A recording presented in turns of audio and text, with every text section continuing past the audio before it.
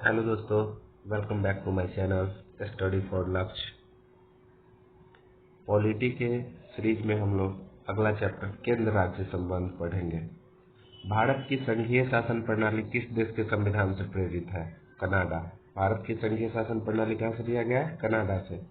किस सूची के विषयों पर केंद्र व राज्य सरकार दोनों कानून बना सकती है? समवर्ती सूची।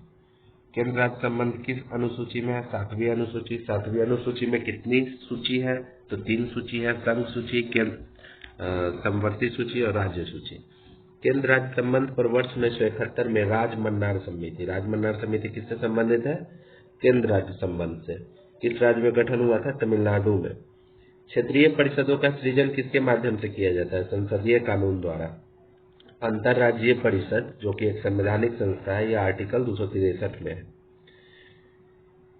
संघ सूची में किए गए संशोधन। 6ठे संविधान संशोधन 1956 द्वारा प्रविष्टि संख्या 92 क जोड़ी गई। इसका विषय है समाचार पत्रों से भिन्न वस्तुओं के अंतर्राज्यीय क्रय या विक्रय पर कर।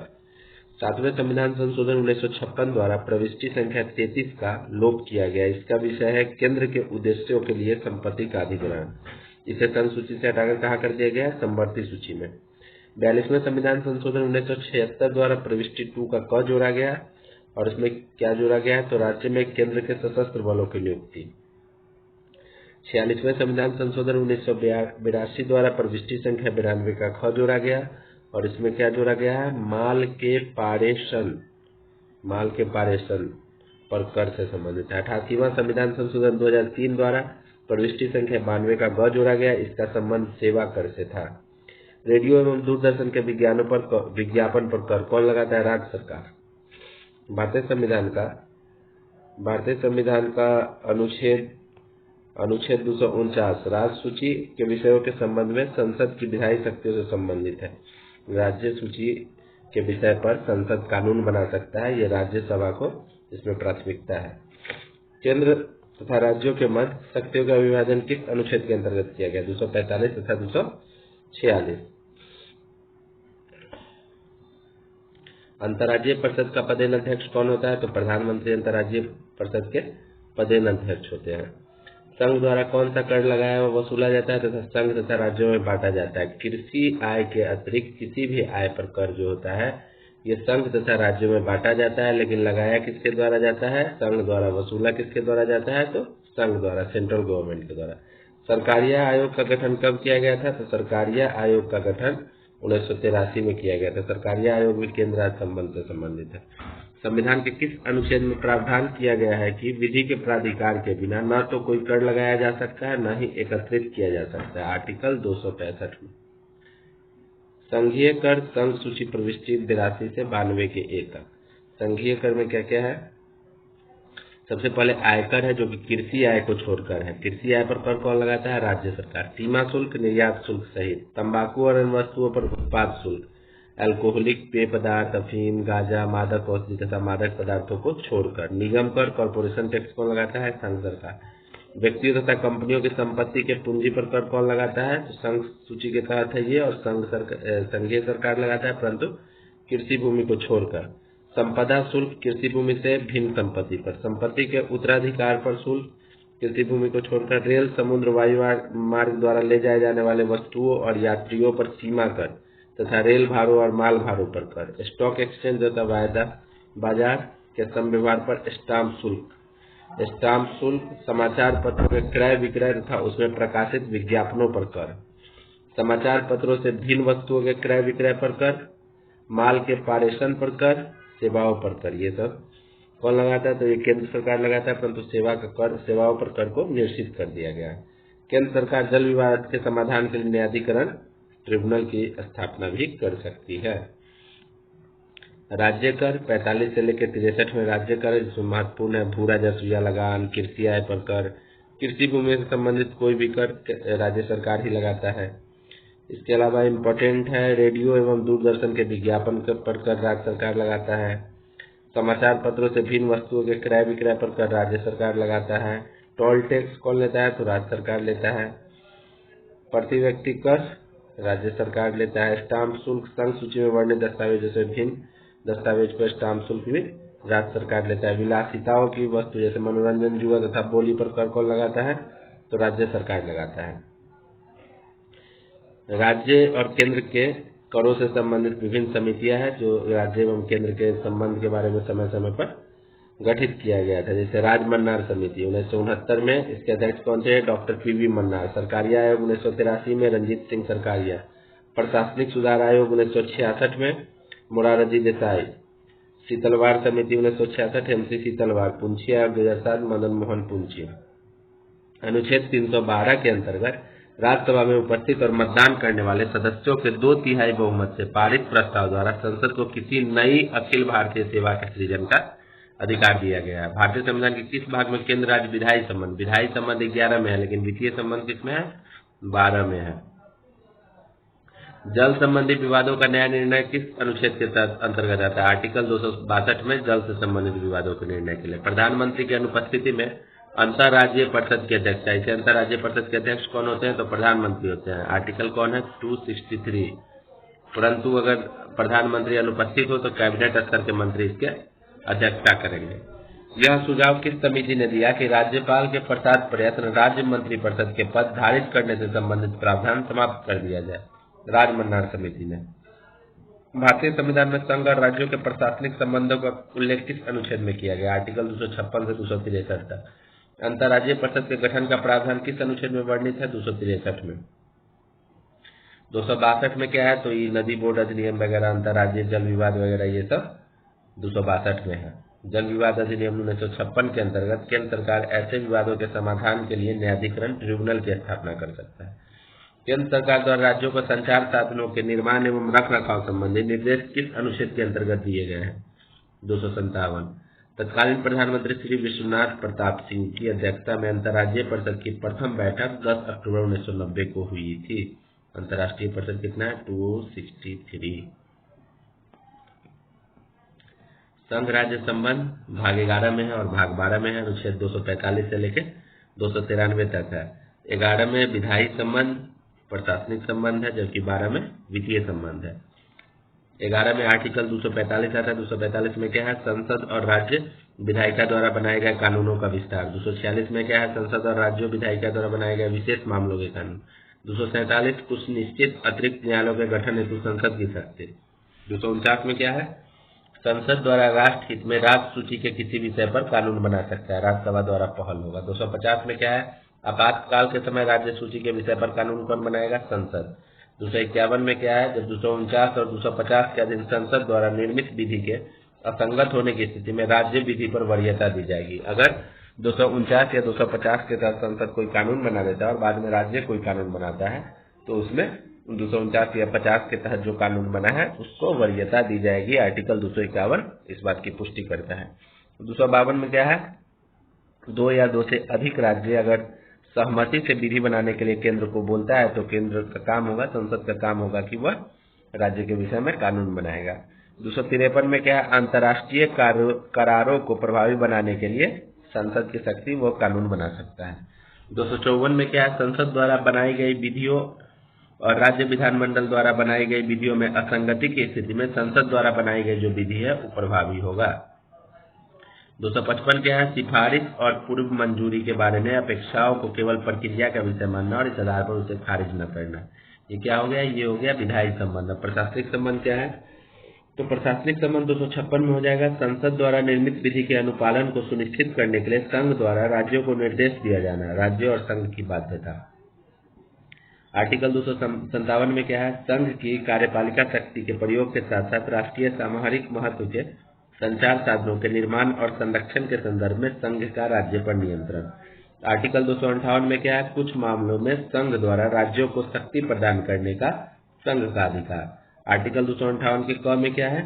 राज्य द्वारा केंद्र को कार्य सौंपने की शक्ति। आर्टिकल 260 में क्या है? भारत से बाहर के क्षेत्रों के संबंध में संघ के अधिकार। 261 में क्या है? सार्वजनिक कार्य, अभिलेख और न्यायिक कार्यवाही। 262 में क्या है? अंतर्राज्यीय नदी जल विवाद के हल के लिए ट्रिब्यूनल का गठन। आर्टिकल 263 में क्या है? अंतर्राज्यीय परिषद, जिसके अध्यक्ष कौन होता है? पीएम।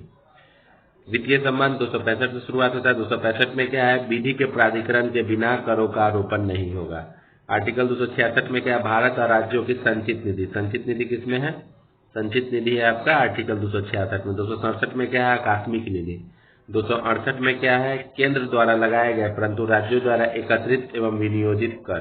270 में क्या है, संघ द्वारा लगाए गए और संग्रहित किंतु संघ राज्य के बीच वितरित किए जाने वाले कर का वर्णन 270 में है। 271 क्या है, कुछ निश्चित चुंगी व कर पर केंद्र द्वारा लगाया गया अतिरिक्त प्रभार। आर्टिकल 274 में क्या है, राज्यों के हितों से संबंधित कराधान वाले विधेयक के संदर्भ में राष्ट्रपति की पूर्वानुमति की शक्ति। 275 में क्या है, कुछ राज्यों को संघ से अनुदान। 276 में क्या है, व्यवसाय व्यापार और रोजगार पर कर। 280 में क्या है, राष्ट्रपति द्वारा प्रत्येक 5वें वर्ष वित्त आयोग का गठन। वित्त आयोग का गठन किसमें, आर्टिकल 280 में कौन करता है, राष्ट्रपति। 281 में क्या है, वित्त आयोग की सिफारिश को संसद के समक्ष रखना। 283 में क्या है, संचित निधि, आकस्मिक निधि और लोक लेखा में जमा धनराशियों की अभिरक्षा। आर्टिकल 285 में क्या है, संघ की संपत्ति को राज्य के कराधान से छूट। 286 में क्या है, वस्तुओं के बिक्री पर कर के अधिरोपण के विषय में निर्वर्धन। 287 में विद्युत पर करों से छूट। 288 पानी और बिजली के संबंध में राज्य द्वारा कराधान से कुछ दशाओं में छूट। 289 राज्यों की संपत्ति और आय को संघ से कराधान से छूट। इसमें इम्पोर्टेंट कौन कौन था, तो 266 में क्या था, संचित निधि था। 267 में क्या था, आकस्मिक निधि था। 270 में क्या था, ऐसा कर जो संघ द्वारा लगाया जाता है, संघ ही वसूलता है परंतु संघ और राज्य के बीच में वितरित होता है। 275 में क्या था, कुछ राज्यों को संघ से जो अनुदान मिलता है। 280 में क्या था, वित्त आयोग का गठन कौन करता है, राष्ट्रपति। केंद्र राज्य संबंध में सुधार हेतु प्रशासनिक सुधार आयोग 1966, राजमन्नार समिति 1969, आनंदपुर साहिब प्रस्ताव 1973, सरकारी आयोग 1983, पुंछी आयोग 2007 का गठन किया गया था। आपात उपबंध, इमरजेंसी प्रोविजन कहाँ से लिया गया, तो जर्मनी के संविधान से। आपातकाल में किसी राज्य विधानसभा की अवधि बढ़ाई जा सकती है संसद के द्वारा। किसने कहा था कि राष्ट्रपति का आपातकालीन अधिकार संविधान के साथ धोखा है, हृदयनाथ कुंजरू ने कहा था। राज्य में राष्ट्रपति शासन किसकी सलाह पर लगाया जाता है, राज्य में राष्ट्रपति शासन राज्यपाल की सलाह पर। राष्ट्रपति शासन कितनी अवधि के लिए लगाया जा सकता है, तो एक बार में 3 वर्ष के लिए अवधि मैक्सिमम। अब तक की गई आपात की घोषणा, अभी तक 3 बार आपात की घोषणा हुई है। अभी तक 352 के प्रयोग के तहत 3 बार हुआ है। पहली बार 26 अक्टूबर 1962 को आपात की घोषणा होती है, जब भारत चीन में युद्ध हुआ था नेफा वाले क्षेत्र के लिए। नॉर्थ ईस्ट फ्रंटियर एजेंसी पर चीन ने आक्रमण किया था तब, जिसे अब अरुणाचल प्रदेश कहा जाता है। दूसरी आपात की घोषणा दिसंबर 1971 में हुई, जब पाकिस्तान द्वारा भारत के विरुद्ध युद्ध छेड़ा गया था। यह उद्घोषणा मार्च 1977 तक लागू था। तीसरी आपात की उद्घोषणा आंतरिक अशांति के आधार पर 25 जून 1975 को की गई। यह भी 21 मार्च 1977 को वापस ली गई थी। भारतीय अनुच्छेद के 352 के अनुसार राष्ट्रीय आपात की घोषणा युद्ध, बाह्य आक्रमण अथवा सशस्त्र विद्रोह, पहले सशस्त्र विद्रोह नहीं था, आंतरिक विद्रोह था, इसको सशस्त्र विद्रोह 44वां संविधान संशोधन 1978 में किया गया। यही 3 कंडीशन पर आर्टिकल 352 के तहत राष्ट्रीय आपात की घोषणा की जाती है। भारतीय संविधान के किस अनुच्छेद के अंतर्गत भारत सरकार का दायित्व है कि वह बाह्य आक्रमण एवं आंतरिक अशांति से राज्यों की रक्षा करे, आर्टिकल 355। आर्टिकल 355 के तहत केंद्र सरकार का यह दायित्व होता है कि बाह्य आक्रमण एवं आंतरिक अशांति से राज्य की रक्षा करना। भारतीय संविधान के किस अनुच्छेद के अंतर्गत किसी राज्य में राष्ट्रपति शासन लागू किया जा सकता है, अनुच्छेद 356 के तहत। राष्ट्रपति शासन किसी राज्य में किसके तहत लगेगा, 356 के तहत। राष्ट्रीय आपात किस देश में कितने अनुच्छेद के तहत लग रहा था, 352 के तहत। भारत में वित्तीय आपातकाल आर्टिकल 360 के तहत लगता है, एक बार भी नहीं लगा है। राष्ट्रपति मूल अधिकार अनुच्छेद 20 एवं 21 को छोड़कर किस अनुच्छेद के अंतर्गत राष्ट्रीय आपातकाल के दौरान मूल अधिकार 20 और 21 को छोड़कर सारे अनुच्छेद को राष्ट्रपति स्थगित कर सकता है, आर्टिकल 359 के तहत। संसद द्वारा आपातकाल की घोषणा का अनुमोदन कितनी अवधि के अंतराल में होना आवश्यक है, 1 माह। भारतीय संविधान के अनुच्छेद 356 के अंतर्गत राष्ट्रपति शासन सर्वप्रथम पंजाब राज्य में लागू हुआ था। राष्ट्रीय आपातकाल में लोकसभा की अवधि एक बार में 1 वर्ष के लिए बढ़ाई जा सकती है। देखिए आपातकाल के कितने प्रकार हैं, 3 प्रकार हैं। एक अनुच्छेद 352 के तहत राष्ट्रीय आपात, अनुच्छेद 356 के तहत राज्य में आपात और अनुच्छेद 360 के तहत वित्तीय आपात। ये राज्य में आपात अर्थात राष्ट्रपति शासन। 352 के तहत क्या है, तो राष्ट्रीय आपातकाल के दौरान संघ और राज्यों के मध्य शक्ति का विभाजन समाप्त हो जाता है और संघ राज्य सूची के विषय पर भी विधि का निर्माण कर सकती है, आर्टिकल 250 के तहत ये बोला गया है। भारत की संघात्मक प्रणाली एकात्मक रूप में कार्य करने लगती है। अब तक राष्ट्रीय आपात 3 बार लगाया, कब कब लगाया तो 1962, 1971, 1975। 356 के तहत क्या है राष्ट्रपति शासन में, तो राष्ट्रपति शासन में राज्य विधानसभाएं भंग कर दी जाती है और शक्तियों का विभाजन भी समाप्त हो जाता है। भारत की शासन प्रणाली एकात्मक स्वरूप ग्रहण कर लेती है। अब तक राष्ट्रपति शासन का प्रयोग 120 से भी अधिक बार किया जा चुका है। 360 वित्तीय आपात, इसमें क्या है तो वित्तीय आपातकाल में संघ और राज्यों के मध्य करों का विभाजन स्थगित कर दिया जाता है।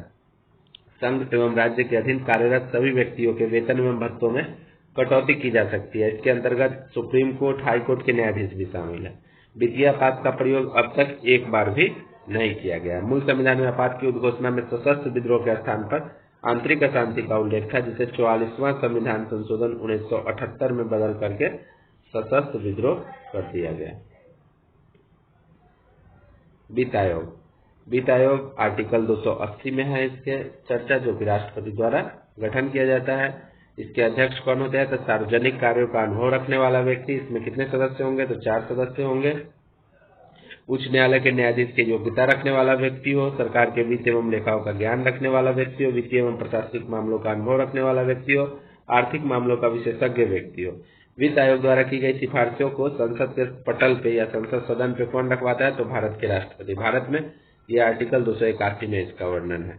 भारत में वित्त आयोग का गठन किस अनुच्छेद के अंतर्गत किया जाता है आर्टिकल 280। वित्त आयोग का कार्यकाल 5 वर्ष का होता है। वित्त आयोग के अध्यक्ष के अतिरिक्त कुल 4 अन्य सदस्य होते हैं। सबसे पहला वित्त आयोग 1951 में बना था, जिसके अध्यक्ष कौन थे केसी नियोगी। 1952 से 57 तक चला था। अभी वर्तमान में कौन चल रहा था तो 16वां चल रहा था 2023 से। 16वां अरविंद पनगढ़िया की अध्यक्षता में बनेगा, जो 1/4/2026 से लेकर 5 वर्ष तक के लिए रहेगा। जबकि अभी वर्तमान में कौन चल रहा था तो 15वां चल रहा था, जो जिसके अध्यक्ष कौन थे NK सिंह थे। भारत में केंद्र राज्य के मध्य वित्तीय संबंध किसकी संस्तुति से निर्धारित होते हैं वित्त आयोग। वित्त आयोग का मुख्य कार्य केंद्रीय करों में राज्यों के भाग तथा केंद्र द्वारा राज्य के लिए दी जाने वाली वित्तीय सहायता को निर्धारित करना है। केंद्र एवं राज्य के मध्य वित्तीय विवाद के समाधान किस संस्था के द्वारा होता है वित्त आयोग। केंद्र की समेकित निधि से राज्यों को राजस्व की सहायता हेतु अनुदान देने वाले सिद्धांतों की अनुशंसा कौन सा अथॉरिटी करता है तो वित्त आयोग करेगा। सामान्य रूप में भारत में प्रति 5 वर्ष बाद वित्त आयोग की नियुक्ति केंद्रीय अनुदान और संघ के राजस्व में राज्य का अंश निर्धारित करने के लिए की जाती है। भारत की संचित निधि, जो आर्टिकल 266 में जिसका वर्णन है, में से राज्यों के राजस्व में सहायता अनुदान में कौन विनियमित करता है वित्त आयोग। 15वां वित्त आयोग के अध्यक्ष कौन थे तो NK सिंह। के सिफारिशों के अनुसार केंद्रीय करों के विभाज्य पूल में राज्यों का हिस्सा 41% कर दिया गया है। वर्ष 2021 से 26 के लिए केंद्रीय करों के विभाज्य पूल में राज्यों की हिस्सेदारी हेतु निर्धारित मानदंडों में से कौन से 2 नए मानदंड शामिल किए गए हैं तो शामिल कौन कौन किया गया था जनसांख्यिकी प्रदर्शन और कराधान प्रयास। ऋत्विक रंजनम पांडे को 16वें वित्त आयोग का सचिव नियुक्त किया गया, जबकि अध्यक्ष कौन है अरविंद पनगढ़िया। भारत में प्रथम वित्त आयोग का गठन 1951 में किया गया था, जिसके अध्यक्ष कौन थे केसी नियोगी थे। नीति आयोग, योजना आयोग के स्थान पर नीति आयोग आया है। योजना आयोग की स्थापना कब हुई थी तो 15 मार्च 1950। योजना आयोग के प्रथम अध्यक्ष कौन थे जवाहरलाल नेहरू। नीति आयोग के भी अध्यक्ष कौन होंगे तो प्रधानमंत्री ही होते हैं। योजना आयोग की स्थापना संघीय मंत्रिपरिषद द्वारा एक विशेष प्रस्ताव पारित करके की गई थी। नीति आयोग कौन सा निकाय है तो गैर संवैधानिक है। योजना आयोग के स्थान पर नीति आयोग का गठन 1 जनवरी 1950 को हुआ है।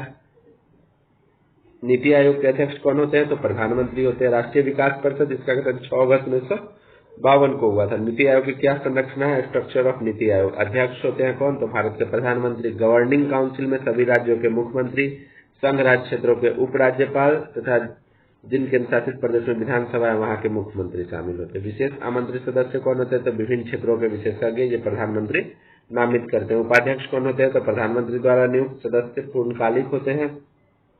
अंशकालिक सदस्य में कौन कौन आते हैं तो अग्रणी विश्वविद्यालय, शोध संस्थान एवं अन्य सुसंगत संस्थाओं से अधिकतम 2 पदेन सदस्य।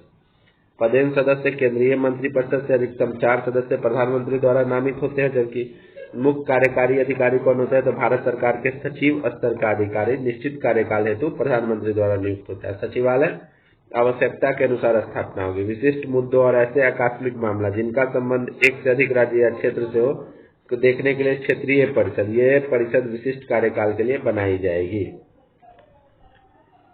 राष्ट्रीय विकास परिषद की भी अध्यक्षता कौन करते हैं? तो इसके भी भारत के प्रधानमंत्री करते हैं। नीति आयोग के उपाध्यक्ष को भारत सरकार के वरीयता क्रम में कौन सा दर्जा प्राप्त है? तो इसको कैबिनेट स्तर के मंत्री का दर्जा प्राप्त है। नीति आयोग तथा राज्य सरकार के मध्य समन्वयकर्ता का कार्य कौन करता है? तो राष्ट्रीय विकास परिषद। राष्ट्रीय भारत परिवर्तन संस्थान, जिसको नीति आयोग कहा जाता है, निर्माण कब हुआ है? तो 1 जनवरी 2015 को। किसके जगह पे हुआ है? तो योजना आयोग के जगह पे। अधिकार क्षेत्र भारत सरकार। मुख्यालय कहाँ? नई दिल्ली। अध्यक्ष कौन होते हैं? प्रधानमंत्री। उपाध्यक्ष वर्तमान में डॉक्टर सुमन के बेरी थे। मुख्य कार्यकारी अधिकारी BVR सुब्रमण्यम थे। वेबसाइट है niti.government.in। योजना आयोग ने संघ का स्थान ले लिया और हमारा देश अनेक अर्थों में एकल प्रणाली की तरफ कार्य कर रहा है। यह कथन किसका है? के संथानन का। वरीयता अनुक्रमण।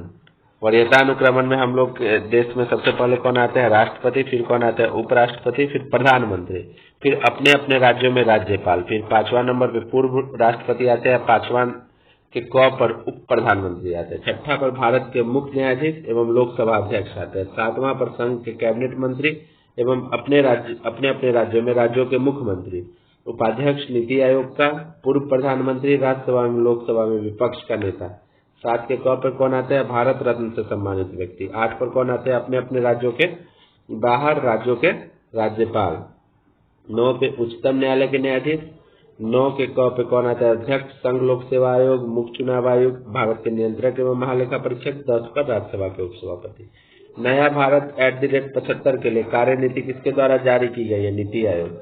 नीति आयोग का उद्देश्य आर्थिक नियोजन और नीति निर्माण से राष्ट्रीय सुरक्षा को सुनिश्चित करना है।